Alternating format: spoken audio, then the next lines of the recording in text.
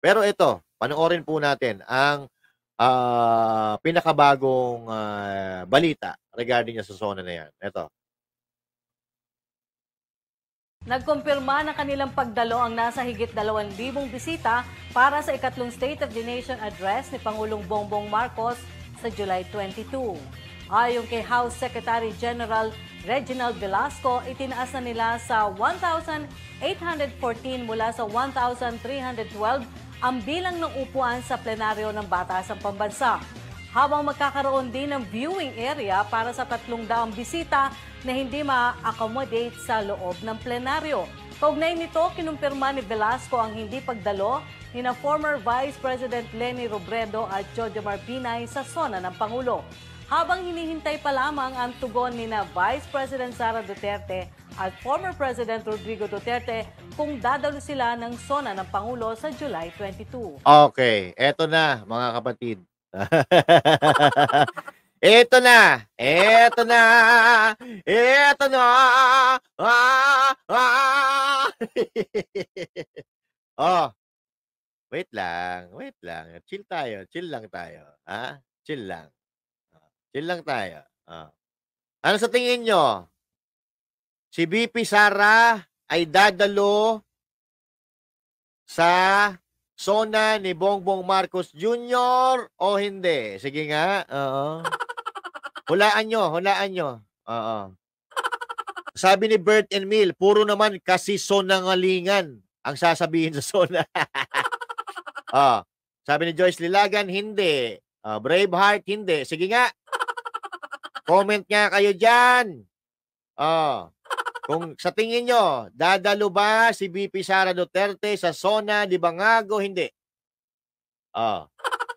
Dili o upod. Ayun. Sona ngaling. Sabi ni Rainier Miranda. Di na? Ano na? Ruel Pino, wag na oy. Fernando Pelaso, sa Kelchiray, hindi. Hindi. Ha?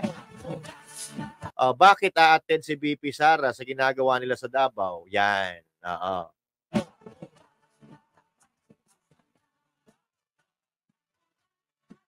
Okay. Since sinabi nyo na naman na hindi, tama kayo. Yan o. Tama po kayo dahil napakabago, mainit-init pa mga kababayan na si VP Sara ay hindi attend ng sona ni Damunyor. Palakpakan natin yan.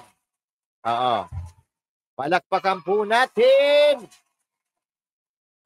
Ayan na. Kaya naman pala galit si Bongbong Marcos. Kaya pala mainit ang ulo ni Bongbong Marcos Jr. kasi hindi na niya makikita ang kanyang apple of the eye. Di ba? Wala na. Tablado ka na. Tablado ka na, Marcos Jr. sa mga Duterte. Bakit naman aatin? Di ba? At malamang sa alamang, magkaroon din ng sariling sona ang mga Duterte sa Davao. Nako, delikado yan. Ano sabi dito ni BP Inday? Basahin nga natin. Sabi niya dito, no, I will not attend the SONA. I am appointing myself as a designated survivor. Ay, grabe, grabe. Matindi to mga kababayan. Pitik po ito. Napakalaking pitik ito sa mga Marcos. Sa administrasyon ni Marcos. I'm appointing myself as a designated survivor. So, ibig sabihin ito, nakasurvive siya sa Marcos administration. Ibig sabihin, nakalaya siya sa dilubyo at nakalaya siya sa impyerno na Marcos administration. Yan. Siba, survivor si VP Sara Duterte, mga kababayan. Siya ay survivor. Anong ibig sabihin ng survivor? Siya ay nakaligtas. So, congratulations, VP Sara Duterte. Ikaw ay ligtas na sa kuko ng kuting. Oo. Akala nyo kuko ng agila. Hindi agila yan, kuting yan. Oo. O eto pa, baka hindi pa kayo nag-aano-ano eh. O eto, hanapin pa natin yan na. Wait lang Wait lang. Tanggalin ko muna dyan. Baka makita nyo kung sino ang... Ay, nakita nyo na rin naman pala eh. Sinabi na niya kanina. O, ayan. Ito. Ano sabi? Ano sabi? Ano sabi dito? Wait lang Ayan na. Ano daw? Ay, Wait lang, BP Sara. Wait lang po. Wait. No. Okay. No, I will not attend the sauna. I am appointing myself as the designated survivor. Dasalimutan ka sa sauna. Matag ka sa sauna. Ay, grabe. No. Okay.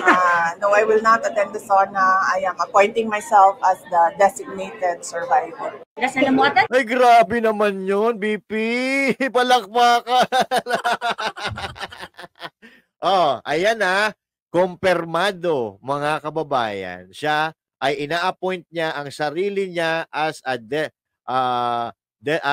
survivor. Di ba?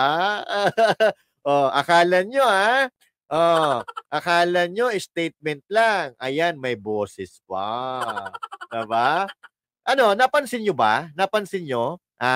Napansin nyo na yung buntong hininga ni BP Sara ang haba? Oo. Parang kumbaga sa pinapakita niya, ay, salamat sa Diyos. Nakahinga ako ng maluwag nang nawala na ako sa kuko ng mga kuting. Yan. Yun ang ibig sabihin nun, mga kababayan. And I will not ever believe to that manggagamit anymore. Yan. Kaya pala galit na galit si Marcos Jr. Siguro alam na niya na hindi a-attend ang mga Duterte. Ang galing mo sumagot. Ang lakas. Diba? So bad chat pa more. Bad chat pa more, diba? Ano na, mga kababayan? BP Sara, grabe na yan. Parang gusto kong kumanta ngayon. Oo.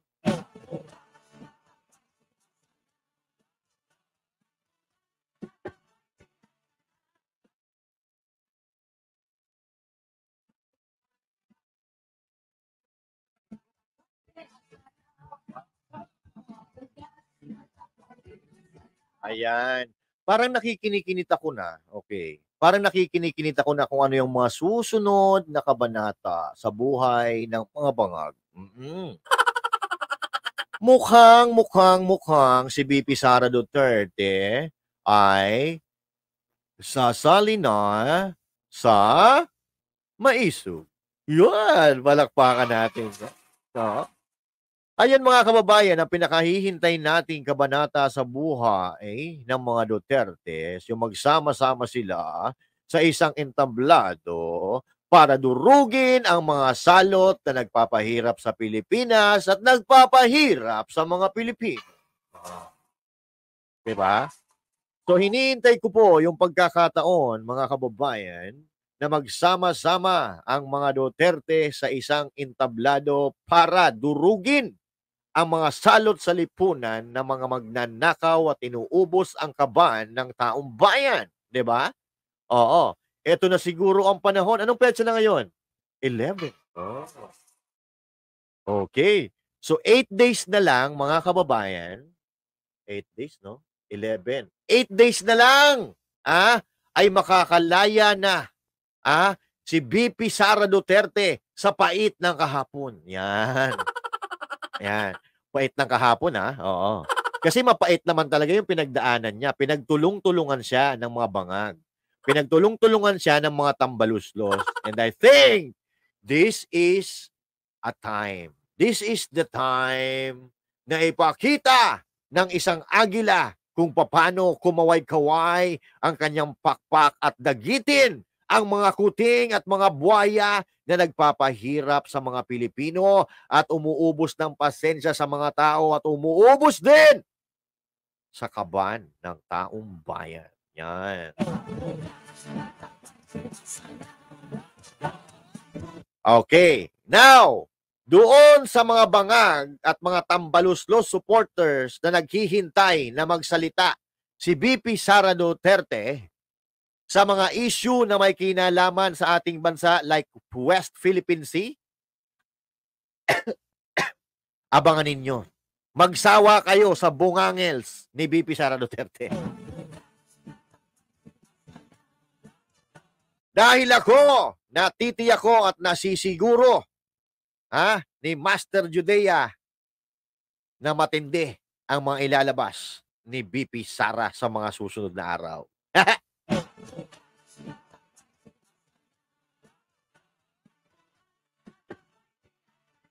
Ngayon pa lang bumabanat na di ba? Na hindi pa natatapos ang kanyang termino bilang secretary ng DepEd. Bumabanat na siya Yung pa lang nabanat niya I'm appointing myself and I'm appointing myself as a designated survivor.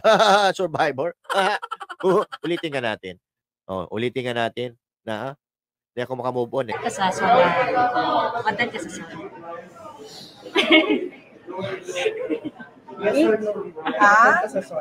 No. Okay. No, I will not attend the SONA. I am appointing myself as the designated survivor. Dasal mo content kasasola. Content kasasola.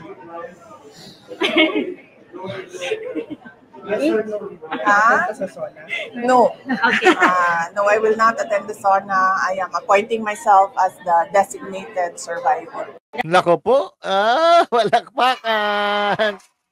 Palakpakan.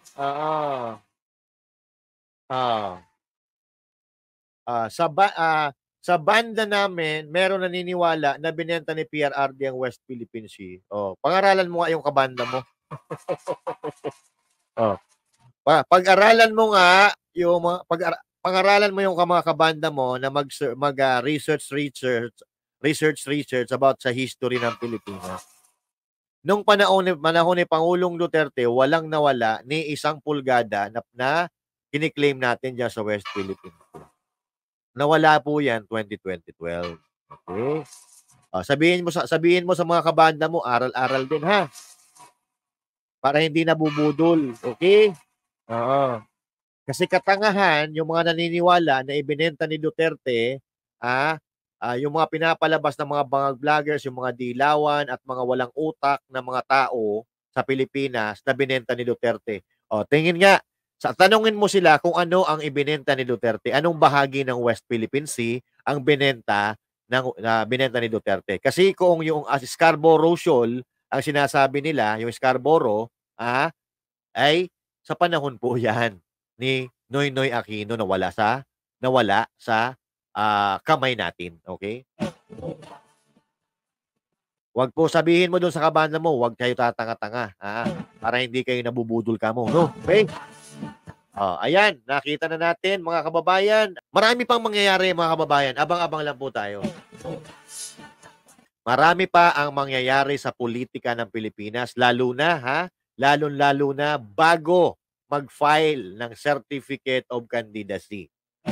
Lalo na after ng July 19. Maniwala kayo, hindi tayo mauubusan ng breaking news after July 19. Tandaan nyo yan. Para lagi kang updated. Ako nga pala si Bidaya ng mga oposisyon sa kasalukuyan ko. At sabi nga, galit na galit ang mga dapungan ng Pangulong Duterte. Kung hindi ka pa nakakapag-subscribe, i-subscribe mo na yan!